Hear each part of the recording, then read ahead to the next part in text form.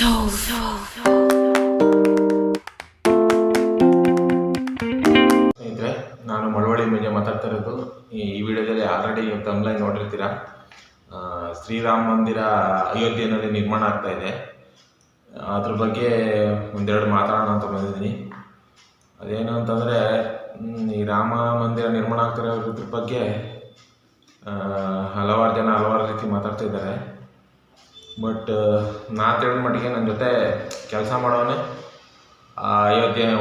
ಅಯೋಧ್ಯೆ ಪಕ್ಕ ಯಾವುದೋ ಒಂದು ವಿಲೇಜಸ್ ಏನೋ ಹೇಳ್ದ, ಬಟ್ ಅದು ಮರ್ತ್ಬಿಟ್ಟೆ. ಅಲ್ಲಿ ಅವನ ಜೊತೆ ಕೆಲಸ ಮಾಡ್ತಾನೆ, ನನ್ನ ಜೊತೆ ಕೆಲಸ ಮಾಡ್ತಾನೆ. ಅವನು ಹಿಂದಿಯವನು. ಅವನು ಹೇಳೋದ ಪ್ರಕಾರ ಈ ಅಯೋಧ್ಯೆ ಅನ್ನೋದು ಒಂದು ಊರಾಗಿತ್ತು. ಫಸ್ಟು ಅಯೋಧ್ಯೆ ಊರು, ಅದಾದಮೇಲೆ ಅದು ಎಲ್ಲಿ ಬರ್ತಿತ್ತು ಅಂದರೆ UP ಉತ್ತರ ಪ್ರದೇಶದ ಫೈಜಾಬಾದ್ ಡಿಸ್ಟಿಕ್. ಅದು UPನಲ್ಲಿ ಫೈಜಾಬಾದ್ ಡಿಸ್ಟಿಕ್ಕಲ್ಲಿ ಅಯೋಧ್ಯೆ ಅನ್ನೋ ಊರಲ್ಲಿ ಅದು ಫಸ್ಟು ಇದ್ದಿದ್ದು ಮಸೀದಿ ಇತ್ತು. ಅಯೋಧ್ಯೆ ಅನ್ನೋ ಊರಲ್ಲಿ ಫಸ್ಟು ಮಸೀದಿ ಇತ್ತು. ಮಸೀದಿ ಅಂದರೆ ಅದಕ್ಕೂ ಹಿಂದೆ ಅಲ್ಲಿ ರಾಮ ಮಂದಿರನೇ ಇತ್ತು. ಅಲ್ಲೇ ರಾಮರು ಇದು ಪೀರಿಯಡಲ್ಲಿ ಅದು ರಾಮ ಮಂದಿರ ನಡೀತದೆ. ಅದು ಬೇರೆ ಕಥೆ ಇದೆ. ಅಲ್ಲಿ ಹೆಂಗೆ ರಾಮ ಮಂದಿರ ನಿರ್ಮಾಣ ಆಯಿತು ಅಂತ, ಅದು ಆಗಿನ ಜನ್ರೇಷನ್ಗೆ ಸಂಬಂಧಪಟ್ಟಿರೋದು, ಹಿಂದಿನ ಕಾಲದ್ದು.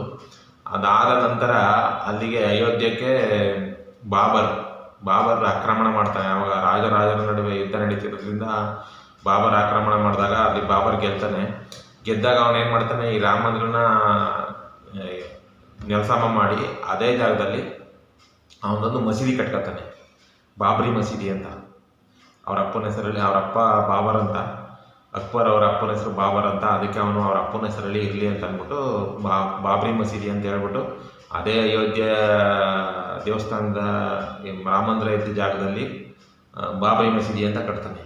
ಅದು ಅವರು ಪೀರಿಯಡ್ ಜನ್ರೇಷನ್ದು ಮುಗೀತು, ರಾಜರ ಕಾಲ ಮುಗಿದ ಮೇಲೆ ನಾರ್ಮಲ್ ರಾಜಕೀಯ ಬಂದು ಇದೆಲ್ಲ ಆದಮೇಲೆ ಅಲ್ಲಿನ ಜನಕ್ಕೆ ಯಾವಾಗಲೂ ಈ ಮುಸ್ಲಿಮು ಮತ್ತು ಹಿಂದೂಗಳಿಗೆ ಗಲಾಟೆ ನಡೀತಾನೆ ಇರ್ತದೆ ಅವಾಗವಾಗ. ಬಟ್ ಗೊತ್ತಿರುತ್ತೆ ಇದೆಲ್ಲ ಇತಿಹಾಸ ಅಲ್ವಾ, ಇತಿಹಾಸದ ಬುಕ್ಗಳಿದೆ.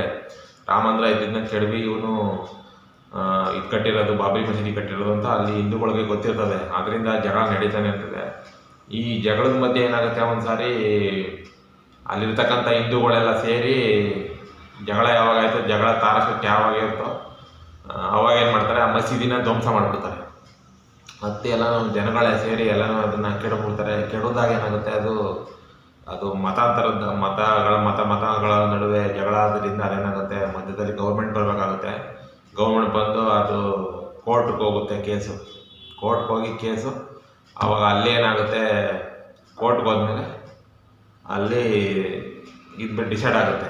ಏನಂತ, ಅದು 100-150 ವರ್ಷಗಳ ಹಿಂದೆಯಿಂದ ಕೇಸು ನಡ್ಕೊಂಡು ಬರ್ತಾನೆ ಇದೆ. 100-150 ವರ್ಷದಿಂದ ಅಂದರೆ ಕೇಸು ಅರ್ಥ ಮಾಡ್ಕೊಳ್ಳಿ.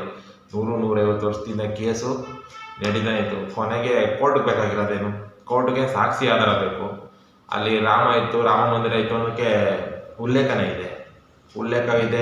ಮತ್ತು ಅಲ್ಲಿ ಇರಕ್ಕಂಥ ಮನೆಗಳಿದೆ. ಮತ್ತು ಪಕ್ಕದಲ್ಲೇ ಇರಕ್ಕಂಥ ನೇಪಾಳದಲ್ಲಿ ಸೀತಾಮಾತೆ ಅವ್ರದ್ದು ಬಂಗಲೆ ಇದೆ, ಅರಮನೆ ಇದೆ.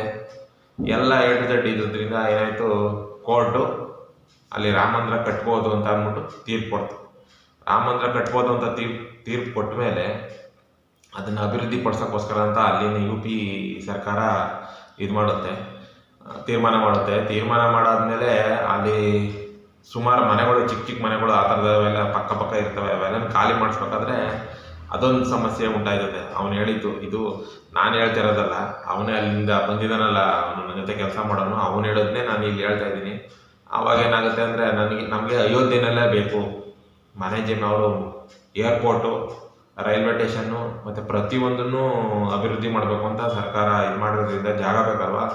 ಅಲ್ಲಿರ್ತಕ್ಕಂಥ ಅಯೋಧ್ಯೆಯಲ್ಲಿ ಇರ್ತಕ್ಕಂಥ ದೇವಸ್ಥಾನ ಅಕ್ಕಪಕ್ಕ ಇರ್ತಕ್ಕಂಥ ಎಲ್ಲ ಮನೆಗಳು, ಎಲ್ಲ ಜಮೀನುಗಳು ಎಲ್ಲನೂ ವಶಪಡಿಸ್ಕೋಬೇಕಾದ್ರೆ ಇವರು ಮತ್ತೆ ಜಗಳ ಶುರುವಾಗುತ್ತೆ ಹಿಂದೂಗಳದ್ದು. ಏನಂದರೆ, ನಮಗೆ ಕೊಡಿ, ಬಟ್ ಮನೆಯೇ ಕೊಡಿ, ಜಮೀನೇ ಕೊಡಿ, ನಮಗೆ ಅಯೋಧ್ಯೆನಲ್ಲೇ ಕೊಡಬೇಕು.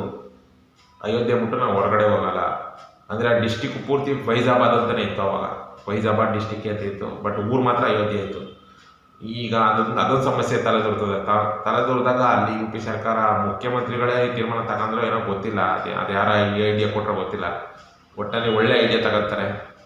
ಏನು ಮಾಡ್ತಾರೆ ಅಂದರೆ ಅದನ್ನು ಹೊರಗಡೆ ಕೊಟ್ಟಿರ್ತಾರೆ, ಜಮೀನು ಮತ್ತು ಮನೆಗಳೆಲ್ಲನೂ ಅಲ್ಲಿ ಖಾಲಿ ಮಾಡಿಸಾದ್ಮೇಲೆ ಅಲ್ಲಿರೋವಂಥ ಎಲ್ಲ ಜನಗಳಿಗೂ ಹೊರಗಡೆ ಕೊಟ್ಟಿರ್ತಾರೆ. ಬಟ್ ಅದನ್ನು ತಗೊಳ್ಳೋಕ್ಕೆ ರೆಡಿ ಇರೋಲ್ಲ. ಇವರು ಮತ್ತೆ ಕೋರ್ಟ್ ಕಪಿಲ್ ಹೋಗ್ತಾರೆ, ನಮ್ಗೆ ಅಲ್ಲೇ ಬೇಕು, ಅಯೋಧ್ಯೆನಲ್ಲೇ ನಮಗೆ ಮನೆ ಜಮೀನು ಬೇಕು, ಬೇರೆ ಕಡೆ ನಮ್ಗೆ ಆಗಲ್ಲ, ಕೊಡಿ ಬೇಕಾದ್ರೆ ಅಲ್ಲಿ ದೇವಸ್ಥಾನ ಕಟ್ಟಿ ನೀವು, ಬಟ್ ಕೊಡಿ ನನಗೆ ಅಯೋಧ್ಯೆನಲ್ಲೇ ಬೇಕು ಅಂತ. ಅವಾಗ ಒಂದು ತೀರ್ಮಾನ ತಗೋತಾರೆ.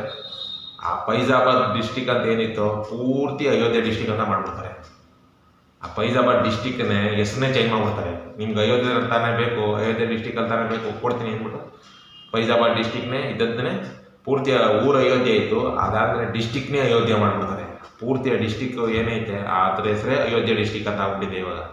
ಫೈಜಾಬಾದ್ ಡಿಸ್ಟಿಕ್ ಅಂತ ಈಗ ಯಾರು ಕರೆಯಲ್ಲ. ಫಸ್ಟ್ ಇತ್ತು ದೇವಸ್ಥಾನ ಶುರುವಾಗೋಕ್ಕೂ ಮುಂಚೆ ಫೈಜಾಬಾದ್ ಡಿಸ್ಟಿಕ್ ಅಂತಿತ್ತು, ಈಗ ಅದು ಅಯೋಧ್ಯೆ ಡಿಸ್ಟಿಕ್ ಅಂತ ಆಗ್ಬಿಟ್ಟಿದೆ.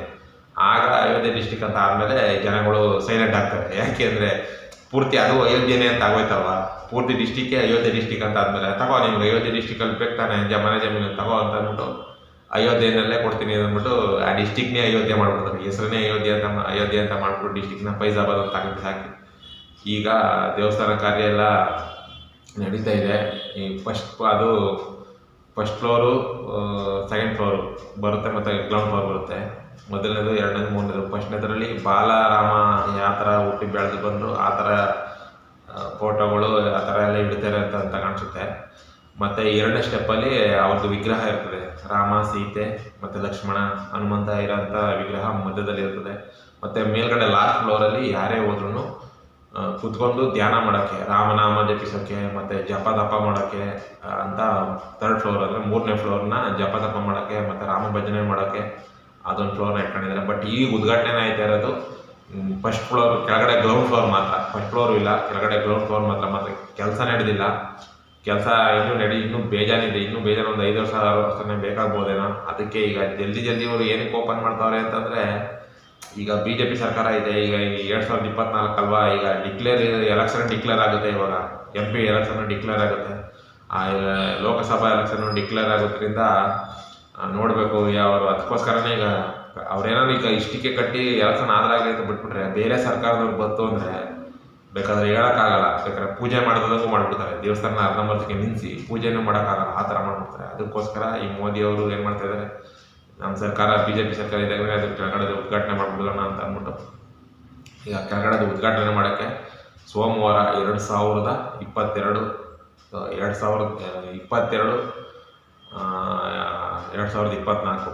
22ನೇ ತಾರೀಕು ಸೋಮವಾರ ಬರುತ್ತೆ. ನೆಕ್ಸ್ಟ್ ಸೋಮವಾರ, ಇವತ್ತು ಗುರುವಾರ, ಶುಕ್ರವಾರ, ಶನಿವಾರ, ಭಾನುವಾರ, ಸೋಮವಾರ ದಿನ ಅದು ಓಪನ್ ಆಗ್ತಾ ಇದೆ. ಓಪನ್ಗೆ ಮೋದಿಯವರೇ ಬಂದು ರಾಮ ಮಂದಿರನ ನಿರ್ಮಾಣ ಮಾಡಿರೋ ರಾಮ ಮಂದಿರನ ಉದ್ಘಾಟನೆ ಮಾಡ್ತಾ ಇದ್ದಾರೆ.